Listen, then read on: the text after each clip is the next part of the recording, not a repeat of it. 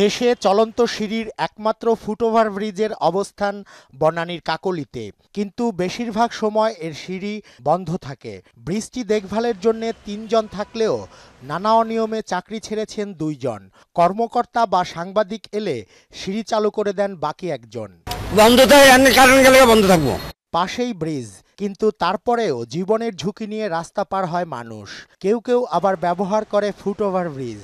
দুর্ঘটনা তো ঘটতেই পারে নিচে দিয়ে গেলে। রোডে পার হইতে কষ্ট, ফুটওভার ব্রিজ যাতায়াত সুবিধা। আসলে মরার লাগে চিন্তা ভাবনা আছে আর কি, এটি সবচেয়ে ভালো উপর দিয়ে আসা। ব্রিজ ব্যবহার না করে উল্টো খোঁড়া যুক্তি দেখান অনেকেই। কেউ কেউ ভুল স্বীকার করেন। না, বৃষ্টি আমার তাড়াতাড়ি না, এটা রং সাইডে পার হয়েছি, সেটা স্বীকার করলাম তো। সরি, আমি অ্যাকচুয়ালি একটু তাড়াতাড়ি ছিল, এই জন্য এ পাশ দিয়ে চলে আসছি।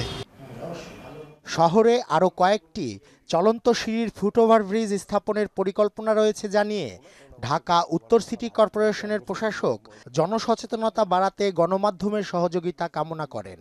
মিডিয়া এখানে একটা বড় ধরনের ভূমিকা পালন করেছে এই সচেতনতা সৃষ্টি করতে। এইখানে একটা সচেতনতা সৃষ্টির দরকার। আমরা কিভাবে রাস্তাঘাট ইউজ করব, কোথায় যাব। ফুটওভার ব্রিজ ব্যবহারে নাগরিকদের দায়িত্বশীল হওয়ার পরামর্শ দেন তিনি। সেক্ষেত্রে তাদের তো ফুটওভার ব্রিজেই ব্যবহার করা উচিত। রেজা খান, মোহনা সংবাদ, ঢাকা।